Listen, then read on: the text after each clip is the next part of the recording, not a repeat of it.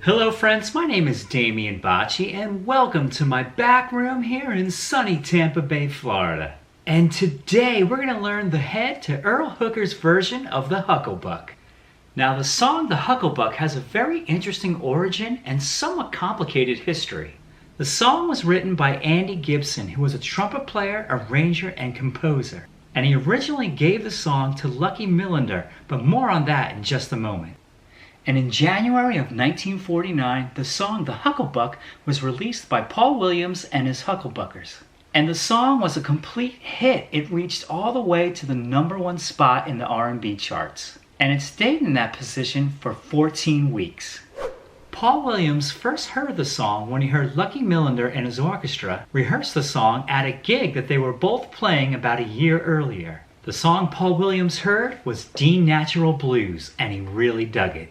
And he liked it so much he decided to perform it. And in a few months he would eventually record the song under a new name, and he called it The Hucklebuck. Now, Lucky Millinder's original version, titled D Natural Blues, would get recorded as well, just a few months after Paul Williams' The Hucklebuck was released. And it did well, but not as good as Paul Williams' version.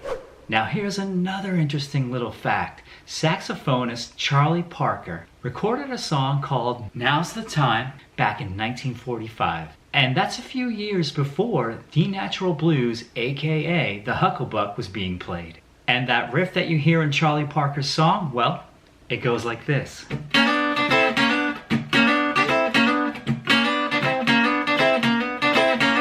Sounds familiar, right? So Charlie Parker should get some songwriting credit on The Hucklebuck as well.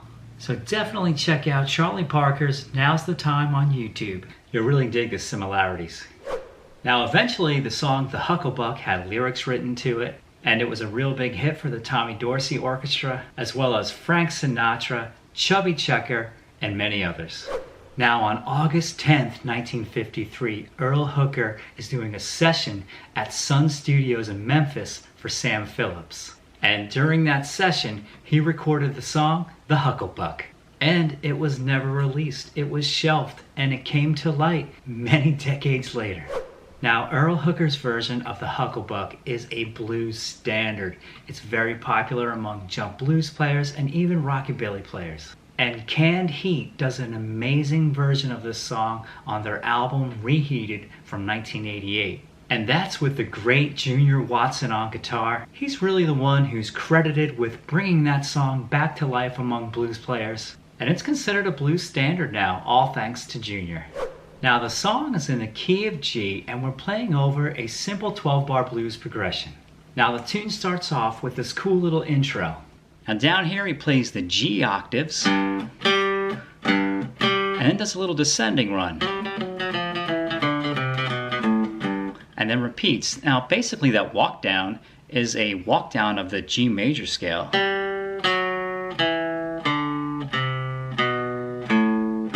but he adds the F note there on the D string, so it's then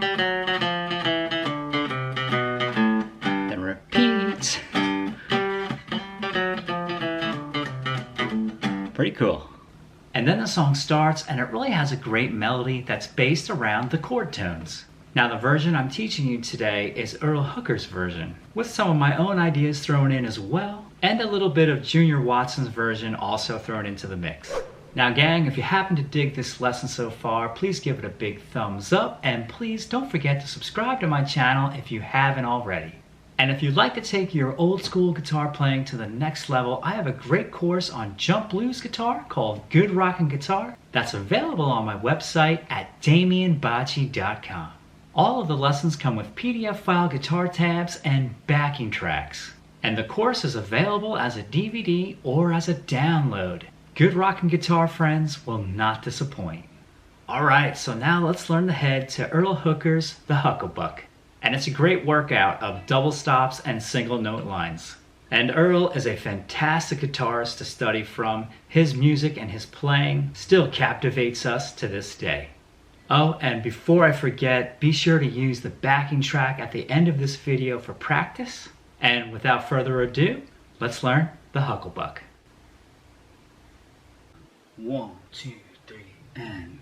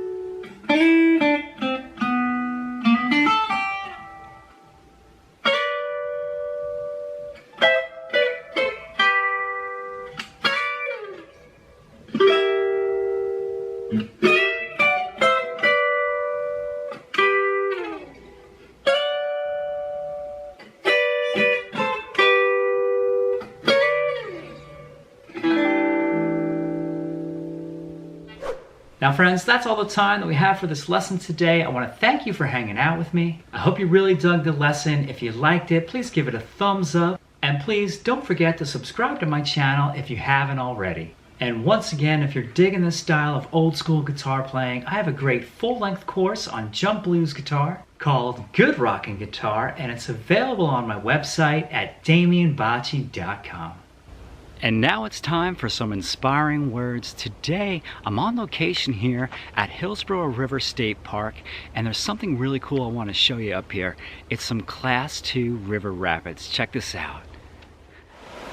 This river is a really unique feature to the state of Florida. There's only about 2 or 3 rapids in the entire state. But today we have a great look at the river because it just recently rained a couple days ago and it was a pretty heavy downpour, so this river is flowing nicely.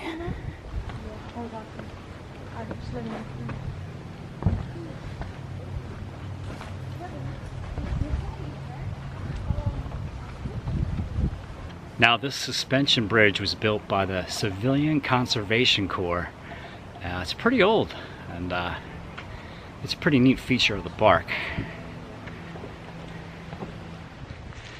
Be like a river, friends, because a river is always flowing forward. It never looks back. And don't dwell on the past. Focus on the present and future. Because every day is a new beginning, a fresh start. So stay positive and be like a river that's always trudging forward. And with that, friends, I'm gonna say goodbye to you. Much love to you all. Stay safe, and I'll see you soon in another guitar lesson. Take care, everybody. Bye-bye.